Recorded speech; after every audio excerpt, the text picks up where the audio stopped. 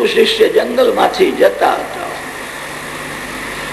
અંધારું થયું. સાયંકાળે ઝાડના તળે બેસી ગયા. રાત્રે સત્સંગ કર્યો, ભગવાનના નામનો જપ કર્યો, ભગવત સ્મરણ કરતા કરતા સુઈ ગયા. ભાગવતમાં એવું લખ્યું છે, સંતોની નિદ્રા બહુ ઓછી હોય છે. નિદ્રામ સત્વ નિષેવયા. સત્વગુણ બહુ વધી જાય કે નિદ્રા ઓછી થાય છે. નિદ્રા તમો ગુણનો ધર્મ છે. જે માનવમાં તમો ગુણ વધારે છે એની નિદ્રા વધારે આવે છે. સંતોમાં સત્વ ગુણ વધે છે. સંતોની નિદ્રા બહુ તો 4 કલાક, 5 કલાકથી વધારે એમનો સમય નિદ્રામાં જતો નથી. મધ્યરાત્રિના સમયે ગુરુદેવ જાગ્યા છે, શિષ્ય સૂતેલો છે. ગુરુદેવે વિચાર કર્યો, હવે હું ધ્યાન કરવા બેસું. સંસાર સુઈ જાય છે ત્યારે સંત જાગે છે. સંસાર જાગે છે ત્યાં સંત સુઈ જાય છે.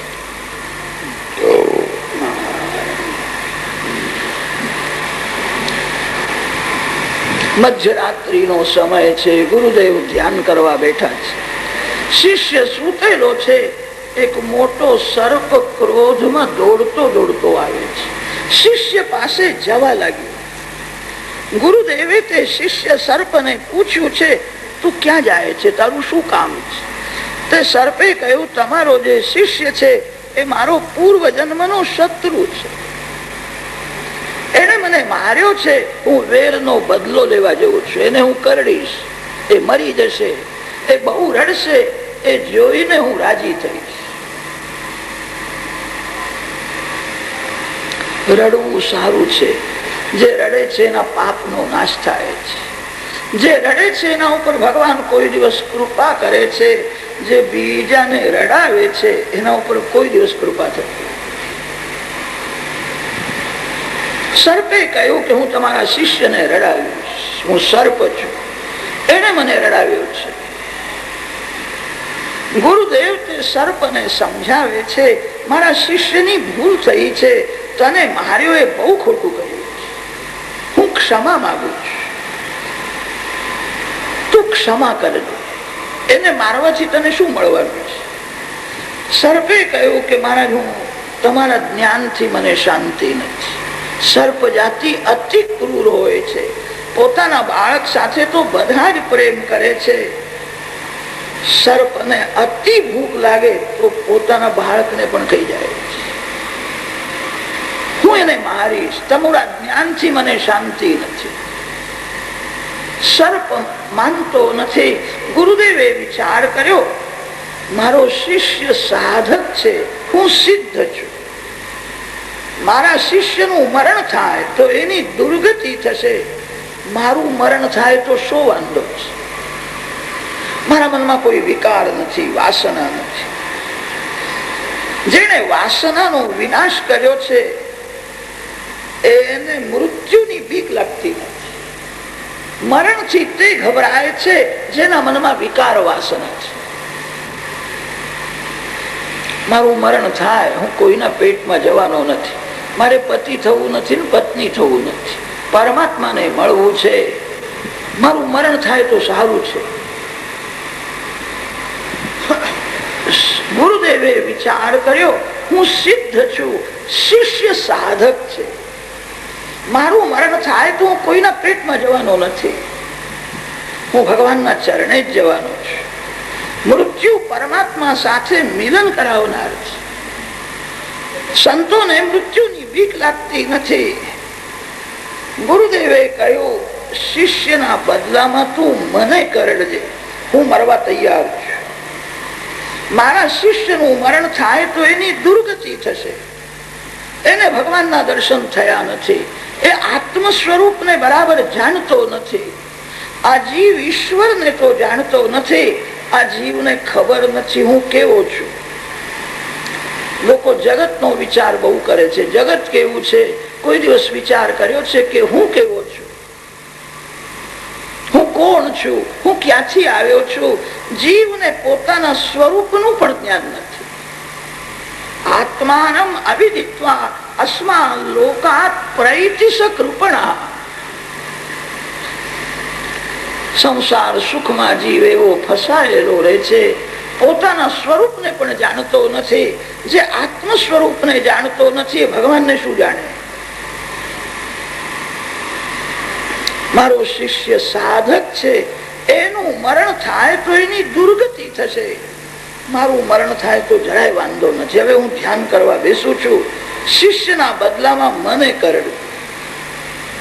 ગુરુદેવ તો શિષ્યના માટે પ્રાણનો ભોગ આપે છે. ગુરુ શિષ્યનો પ્રેમ નિસ્વાર્થ શુદ્ધ હોય છે.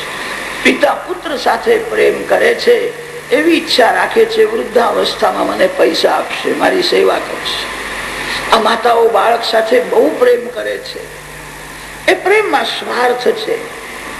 છોકરો મોટો થશે, પૈસા કમાવશે, એનું લગ્ન થશે, બહુ આવે પછી હું બહુ સુખી થઈ જઈશ. એવા ભાવથી મા પુત્ર સાથે પ્રેમ કરે. સંસારનો બધો પ્રેમ સ્વાર્થથી ભરેલો છે. સદગુરુદેવને કોઈ સ્વાર્થ નથી. સદગુરુદેવ સત્શિષ્ય સાથે શુદ્ધ ભાવથી પ્રેમ કરે. ગુરુદેવ વિષ્ણુ ભગવાનનું સ્વરૂપ છે. ગુરુદેવ શિવ સ્વરૂપ છે. ગુરુદેવો મહેશ્વર. શિવજી મહારાજ પ્રલય કરે છે. અત્યારે તો ભગવાન શંકર અતિ શાંત છે. પ્રલય કાળમાં શિવ રુદ્ર બને છે. રોદનાદ રુદ્ર રુજમ દ્રાવયતી તિવા રુદ્ર. પ્રલય કાળમાં સર્વનો શિવ વિનાશ કરે છે. જ્યારે પ્રલય થાય છે, ગુરુદેવ શિષ્યના માથે હાથ પધરાવે છે, પ્રલય થઈ જાય છે. સદગુરુદેવ કૃપા કરે છે, પછી જગત દેખાતું જ નથી, પરમાત્માના જ દર્શન થાય છે. શિવજી તો જગતનો વિનાશ કરે ત્યારે પ્રલય થાય છે. જગત હોવા છતાં ગુરુદેવ શિષ્યને પ્રલય બતાવ્યો. ગુરુદેવ શિવ સ્વરૂપ છે. બ્રહ્મા વિષ્ણુ મહેશ્વર આ ત્રણ દેવો એક એક કામ કરે છે. બ્રહ્માજી જગતની ઉત્પત્તિ કરે છે, વિષ્ણુ ભગવાન જગતનું રક્ષણ કરે છે, શિવજી મહારાજ જગતનો વિનાશ કરે છે, પ્રલય કરે છે. ગુરુદેવ ત્રણેય કામ કરે છે. અને તેથી સદગુરુદેવ શ્રેષ્ઠ છે. ઘણા ભાગે ભગવાન ન્યાયાધીશનું જ કામ કરે છે. કર્મ પ્રધાન વિશ્વ રચી રાખા. જે જેવું કર્મ કરે કર્માનુસાર ભગવાન એને ફળ આપે છે. સદગુરુદેવ જયારે અતિશય કૃપા કરે છે, વિધાતાએ કપાળમાં જે લખ્યું છે તે વિધાતાનો લેખ પણ ભૂસી નાખે છે.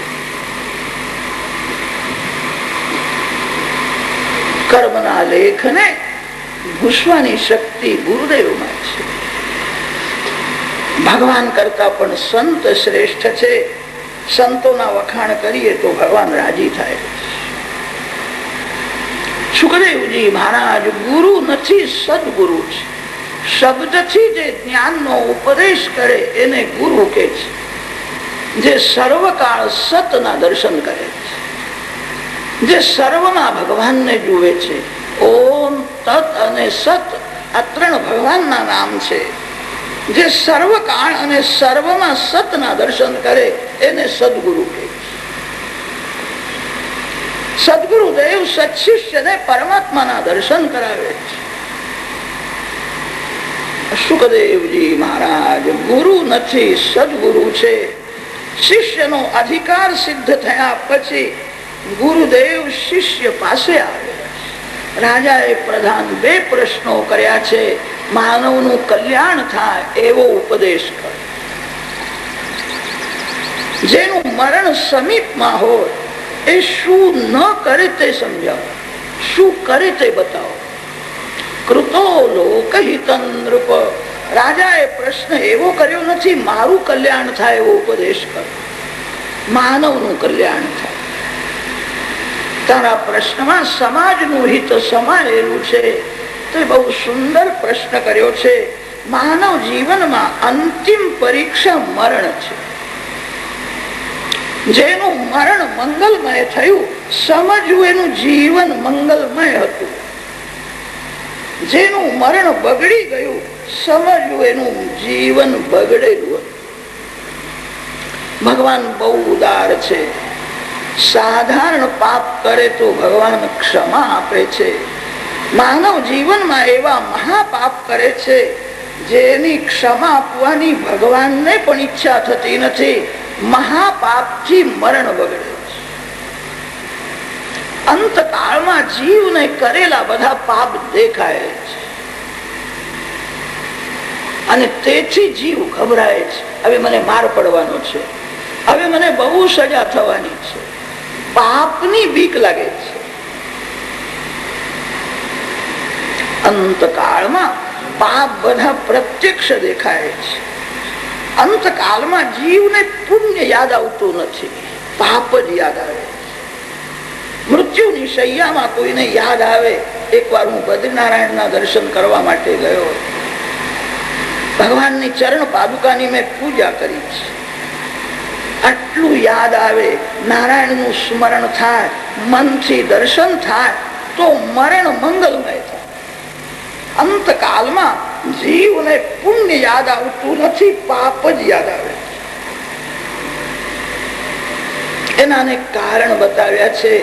માનવ પાપ કરે છે ત્યારે બહુ સાવધાન થઈને એકાગ્ર ચિત્તથી પાપ કરે છે. હું પાપ કરું છું તે કોઈ જાણે નહીં. માનવ પુણ્ય કરે છે ત્યારે સાવધાન નથી, અભિમાનમાં હોય છે. હું યજ્ઞ કરું છું, હું દાન આપું છું. પુણ્યમાં જીવ ગાફલ રહે છે, પાપમાં જીવ અતિ સાવધાન રહે છે. વ્યગ્ર ચિત્તથી પુણ્ય કરે છે, એકાગ્ર ચિત્તથી પાપ કરે છે. એકાગ્ર ચિત્તથી કરેલું પાપ જ યાદ આવે છે. મરણ બગડે છે. ભાગવતની કથા સાંભળો છો, ભગવાનના નામનો તમે જપ કરો છો. ભગવાનના નામમાં, ભગવાનની કથામાં પાપનો નાશ કરવાની શક્તિ છે. તમારા પાપ બળી રહ્યા છે, પાપનો નાશ થાય છે. આજથી નવું પાપ ન થાય એની બહુ કાળજી રાખો. આજ સુધી જે થયું તે થયું. માનવ કથા સાંભળે છે અને કથા સાંભળીને પણ પાપ કરે છે. મનમાં ખટકે છે, આ સારું નથી. કેટલાક મનને સમજાવે છે, ફરીથી કોઈ ઠેકાણે કથા થાય તો સાંભળવા જઈશું. કથા સાંભળ્યા પછી પાપ છોડો. સૌથી મોટું પુણ્ય કયું છે? જે પાપ કરતો નથી એ મહાન પુણ્ય કરે.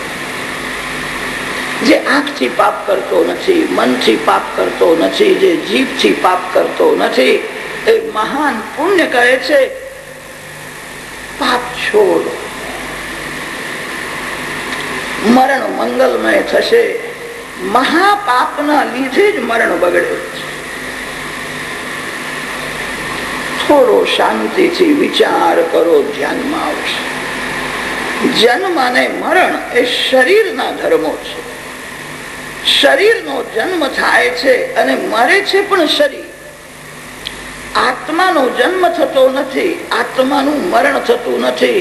જીવભૂત સનાતન ન જીવ અજીવ, અજીવ જીવવત સંપદ્યમાન, જીવભૂત સનાતન.